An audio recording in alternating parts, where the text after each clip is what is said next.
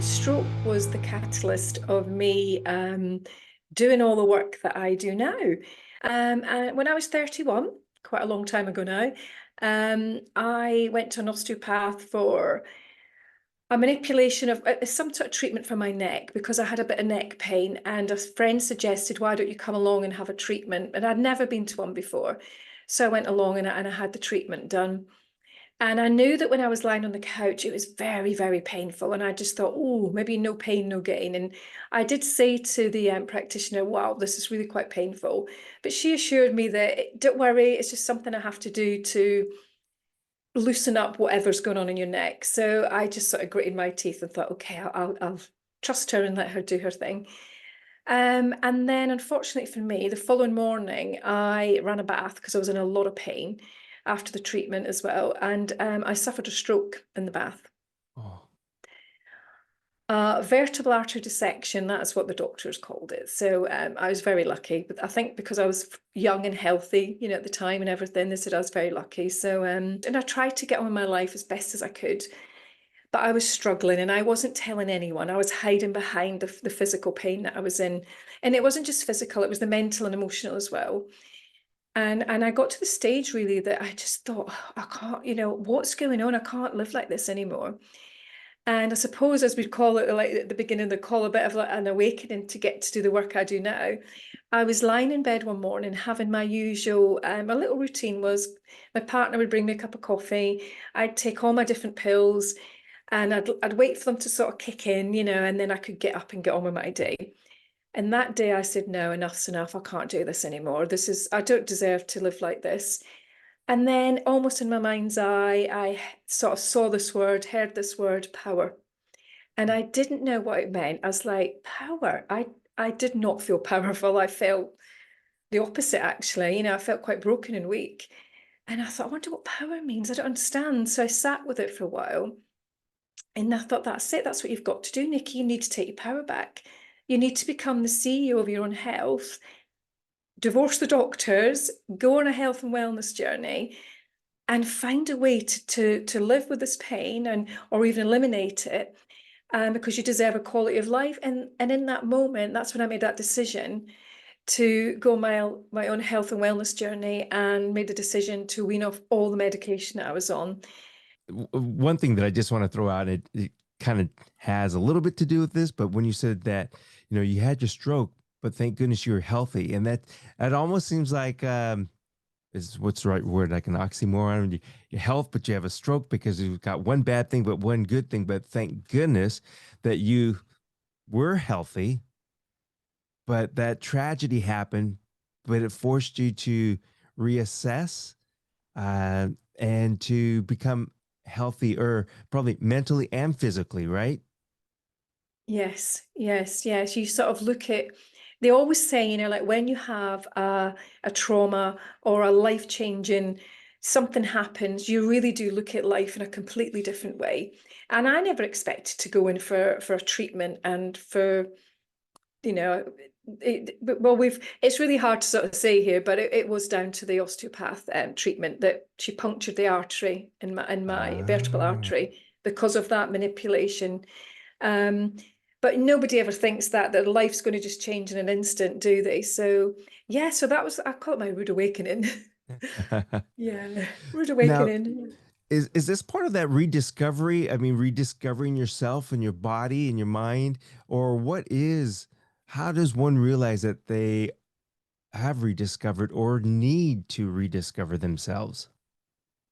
I think what happens is when we're going along with the flow, the status quo, and we're just working and we're living our life and Mhm. just assuming this is what we should always do. But not a lot of people sit back and think, who am I truly behind maybe being the mother, the wife, the father, the daughter, whatever that is, for someone.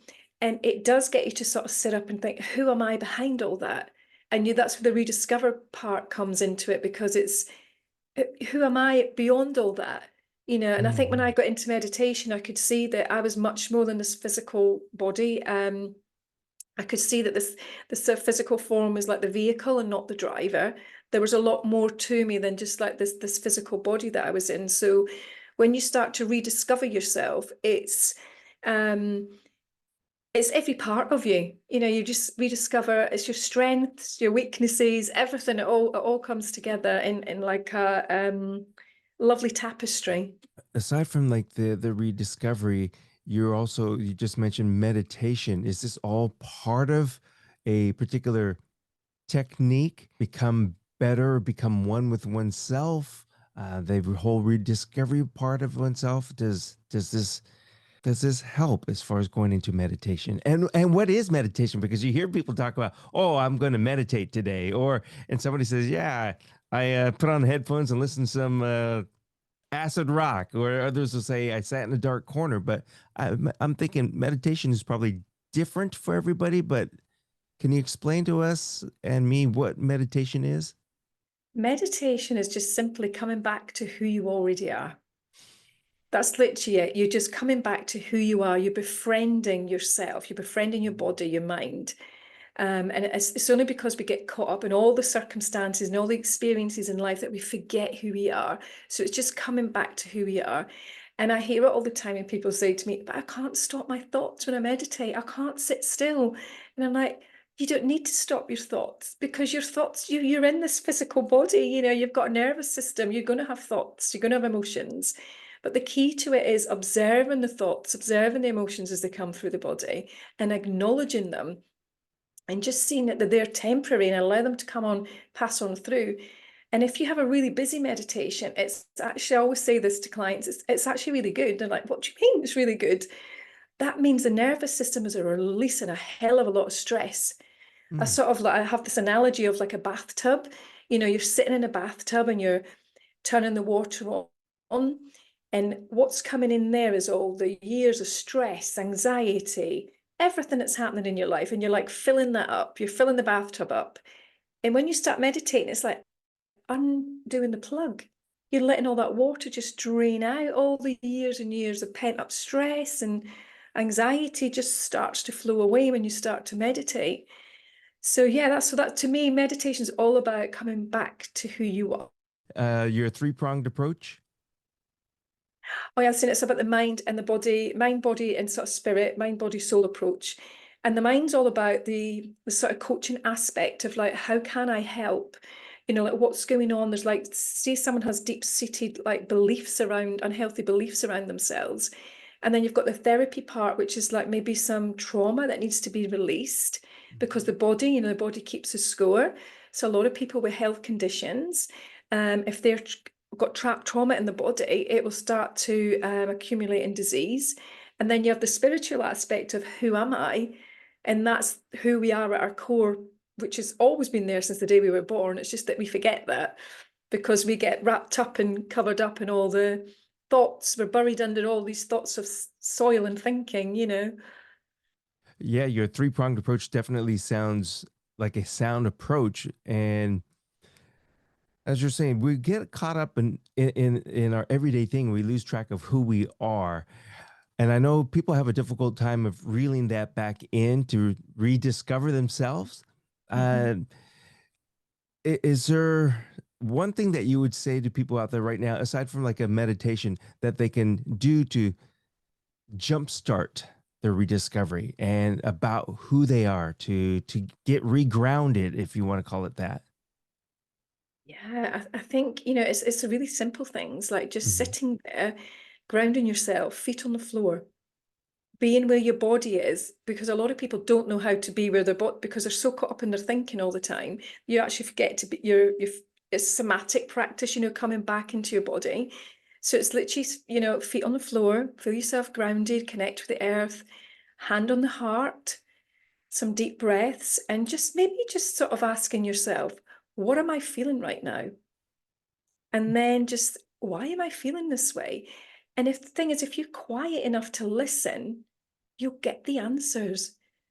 Because we rush around trying to like, oh, trying to fix everything. But if you actually sit with yourself and just ask yourself, why am I feeling this way right now? What's going on for me? What do I need in this moment?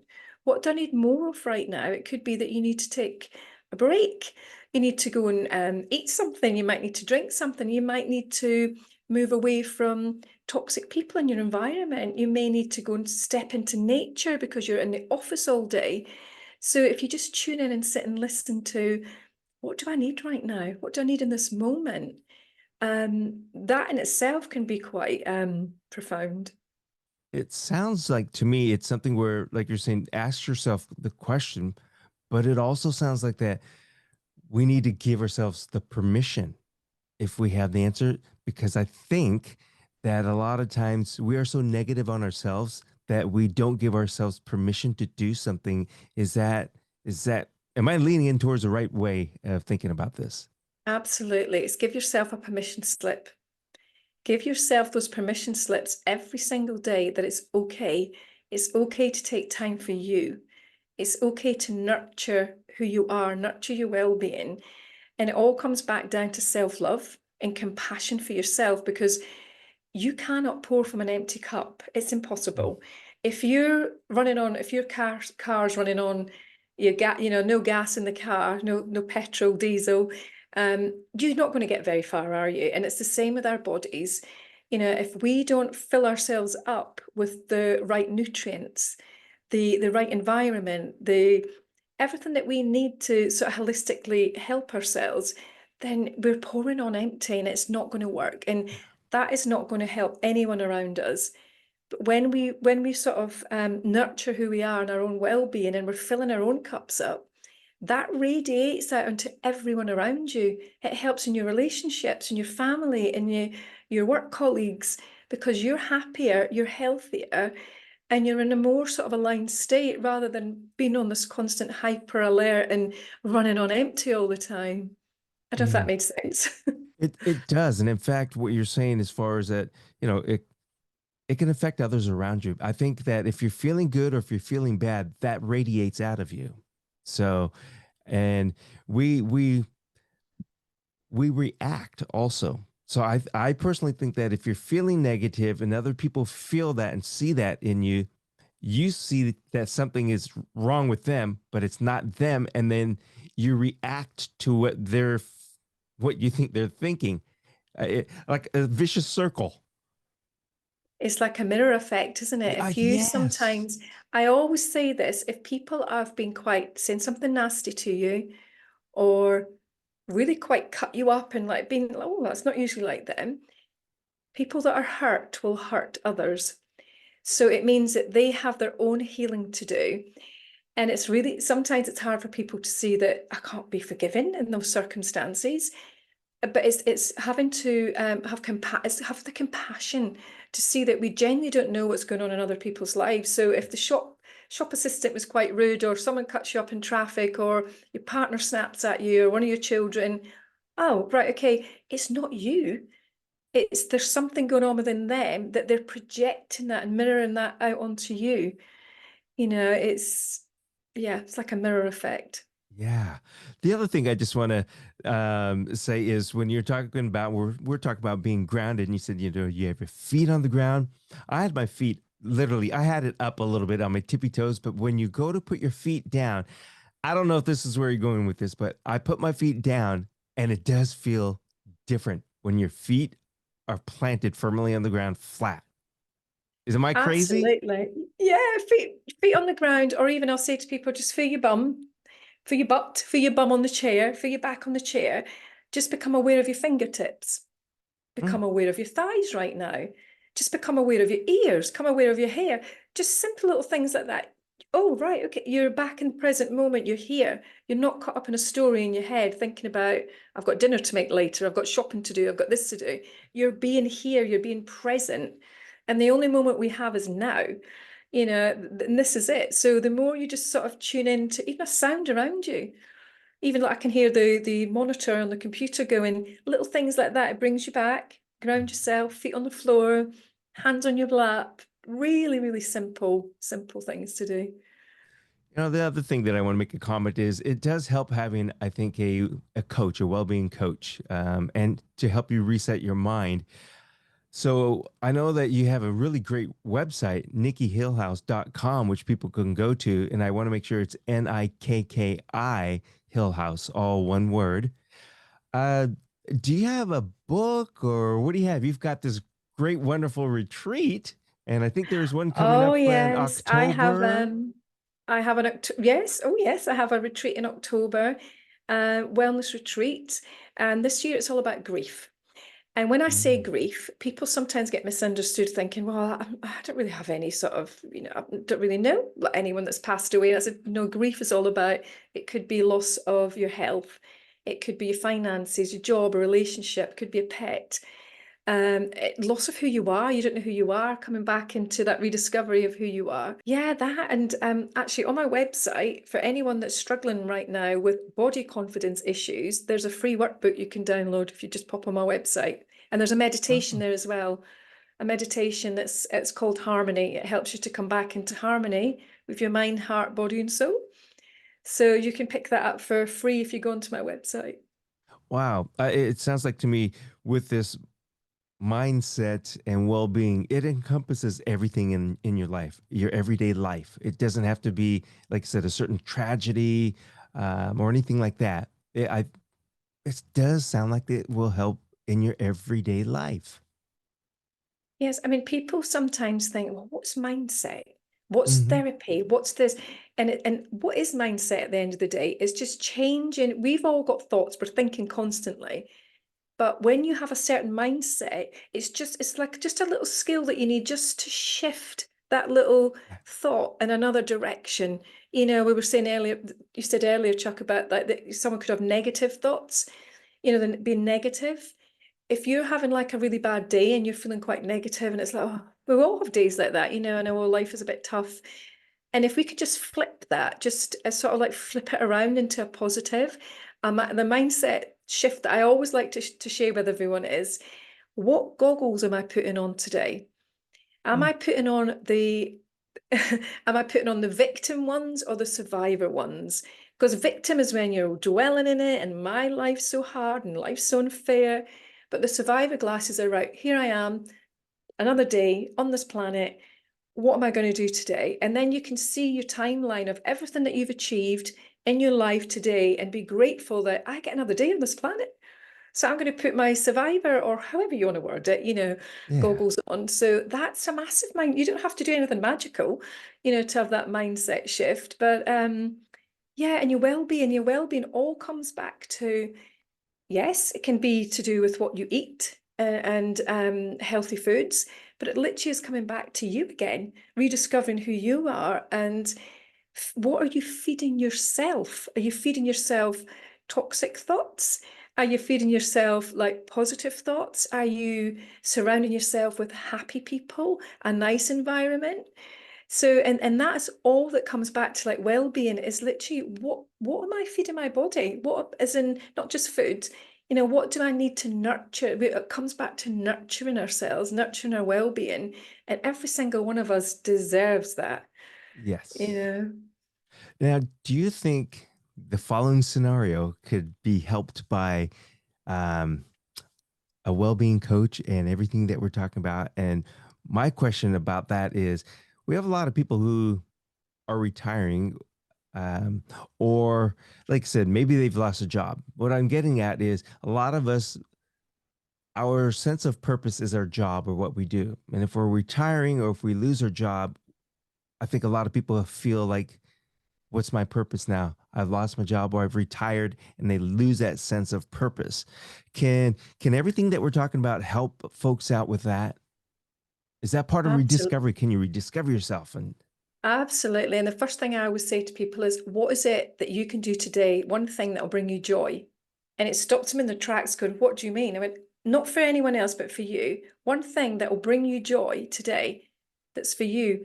Oh, I don't know, because I'm so used to working. I'm so used to doing this, and this. But what do you want to, what is a passion, something you've always wanted to do, something that you want to create? Doesn't matter how old you are. Oh, I've always wanted to do this. There you go then. So when people say, oh, I don't know what my purpose is, your purpose in life is you're here now and it's to live it whatever way you desire. So if someone is retiring or maybe they've lost their job and they, I don't quite know what to do next. I don't quite know what my next direction is. And it comes back to that sitting there, that question like, what am I feeling? What do I want? What do I want in this moment right now? And a lot of people get caught up in this, where the negative self-beliefs come in, the unhealthy beliefs of like, oh, I'm not capable of doing that. I Mm, can't do that. I'm too old. I'm never going to be able to, I'm not clever enough. I'm not smart enough. I'm not fit enough. Where's that coming from? That's just a voice. That's just a voice in your head that's telling you that. And I always say to people, taking that bold leap of faith, something you really want to do. And it's like, keep your eyes on the road ahead. Stop looking in that rear view mirror, because that is going to stop you going for that dream and that goal that you truly desire. And I don't know if you know who Wayne Dyer is, the wonderful Wayne Dyer. He passed away quite a few years ago. He was mm, like a spiritual teacher. And he always said, do not die with your music in you. So many people get to a certain age and it's like, oh, I wish I'd done that when I was younger. I wish I'd done this. And they're telling the grandkids and the great grandkids, go and live your life and, do all the things you want to do, but they haven't done it. mm-hmm. So it is that permission slip again. Give yourself that permission to do what you want to do, something that lights you up, something that's going to bring you joy. Yeah, it's wipe away any self doubt that you have, because it's as cruel as it sounds. This is what's in my head. We are not as important as we think to others. So be important to yourself. Allow yourself to do those things that you want to do, and don't worry about thinking if somebody says, "Oh, that's dumb," because it's not. And there are no mistakes.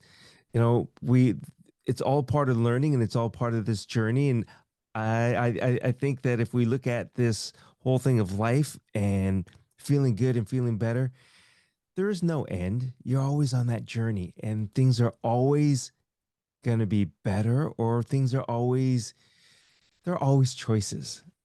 So it's Absolutely. And, I often say to people there, when you're searching on that metaphorical rainbow, the pot of gold's over there. It's like, do you know, I'll do that when I retire. One day when I've saved up the money and when the kids have gone, I've paid the mortgage, that's when I'll do that. One day I'll do that. And it's in the future. And that day might never come. yeah. So it's living your life now, and it's not it's I actually say it's selfless, not selfish, because when you're being selfless for yourself, like, and it radiates out into everyone else, people want to be around you because you're happier and you're healthier. No one wants to be around someone that's like miserable all the time. So Yeah. it's not being selfish. You can have family members, and of course you can, do things for them, but it's selfless when you're putting yourself on that priority list. It's your well-being. It's so important. Is there something very simple that somebody could do if they whether they have their whether they're feeling bad about themselves or not? Just one simple thing when they first wake up in the morning. Is there something that they can do to jumpstart a good day? Absolutely. Gratitude. Gratitude, it always comes back down to gratitude. I've actually got a gratitude jar. I don't know if you can see it just in the Oh, back there. I don't know if you can actually see it. Um, Gratitude, and yeah, just that simple task of, oh my God, I've just taken a breath. I get to live another day on this planet. What is it that I can do today that can be, like I say, light me up or be helpful to someone? It's just that in that moment, just breathing and being grateful for your life. And even when people are saying, oh, but my life's not going great, I'm having all this, that, and the other happening. Okay, you're here for another day. You've got the luxury of going to have fresh running water. You've got a bed to sleep in, all the cliche things, but it is so true. And the more that you start to have gratitude for your life, it has a physiological effect on the brain. There's no doubt about it. And you start to naturally feel happier anyway. Just the fact that, even grabbing yourself a cup of coffee in the morning, just going, oh, I'm really grateful that I can have this cup of coffee, and you're just sitting there and just closing your eyes and just holding in your heart space and just breathing in, and just simple words like, I'm grateful for another day on this planet. yeah. Really Um, simple little things. and you're right. It does make a physical change. You can feel that change. Try this simple thing I say, and we've heard this thousands of times before. is when you're walking past a stranger, wave or just smile and put your hand high. And you'll see that they look at you, they may smile back, and you will feel something like, oh, it's it works. It really does. It does work. And if you're, like you just said, a stranger, or if you're in a supermarket and the teller's not, they're a bit miserable, as soon as you smile and say, "Hi, how's your day going?" Oh, they feel acknowledged and heard. Oh, well, it's not too bad. And then they start to, you can see they start to smile. It's a mirror neuron effect. As soon as you Mhm. smile, that other person's going to smile back at you. And then it has that feel good factor, doesn't it? Don't just do it once that day and expect it to carry over. Do it once, do it twice, and it builds upon itself. And I think honestly, before you know it, whether it be the end of the day, end of the week, or whatever, you're going to feel like you're a new, rejuvenated person because you will radiate that positivity. And I think others will see it, feel it, and then every day is going to be sunshine. Well, maybe not, Absolutely. but Yeah. And it's just, it's that consistency is key. It's like you wouldn't go to the gym and expect to have muscles within about 3 or 4 days, would you? right. And it's the same with like meditation or gratitude or whatever practice you have. It's consistency and keeping it up, and it takes seconds to be grateful. Or even like when you're brushing your teeth in the mirror in the bathroom in the morning, just look in the mirror and even say to yourself, "Do you know what? This is going to be a great day. I'm a good person. I shine my light on everyone around me, and I know that I'm going to do good today," whatever it means to you. And if it sounds a little bit like, "Oh, I can't do that. No, I'm not that confident." The more you practice it, you'll start to really believe it, and your brain will believe that. And so you'll get Yeah. even more confident. So every time you're bumping into people on the street or you're out and about, you're just going to be oozing that. People are going to want to be around you because you've got this like lovely aura and happiness around you. And I think somebody once said to me, "Who is your role model? What is it, something that someone that's always been an inspiration to you?" And I went, "The person looking back at me in the mirror." That is absolutely right. Wow. Because we have the answers. We know that, without who we are, and acknowledging who we are, how can we ever help anyone else, or how can we ever have healthy relationships, unless we start to really embody and like who we are as a person. Yeah. Folks, there's a lot of great stuff that we're talking about here. And Nikki, can you let everybody know once again where they can go to get more information on you? If you have any books coming out, you have your retreat coming out. In case somebody's listening to this in December of 2025, we are not in December. So we may have mentioned October 2025 about a retreat, but you can always go to Nikki's website and you'll find out other stuff. But Nikki, take it away. Let everybody know where and what they can do and what they can find from you. Yeah, I mean, I'm on all social media. I'm assuming there'll still be social media in maybe a year's time. Who knows what's going to happen? Everything's under my name, Nikki Hillhouse. Instagram, LinkedIn, Facebook. My website is nikkihillhouse.com. Very simple. Email me. You've got any questions at all, info@nikkihillhouse.com. You'll find all the details about me, about my story, about my journey on my website. I've got some little hints and tips and freebies on there. What else? I've got a couple of book chapters in a book, anthology book that's coming out next month. And I've actually got my solo memoir that's been released in March 2026. So if you're watching this, you may have Wow. picked my book up by then. Wow. I'm excited for your memoir. So March of 2026. That's Mhm. fantastic. Um, Nikki, this has been great. This has been invigorating, if I can use that word, because I am supercharged now to start the day and get out there and make myself feel good. And hopefully it radiates and makes others feel good about themselves. Yeah, I hope so. If you can take one thing away from this, I give everyone a little bit of homework. I challenge you to look in that mirror today and find one thing that you can say positive about yourself. Just one thing. There you go, folks. Nikki, thank you very much. Thank you. It's been a pleasure. Thank you for having me.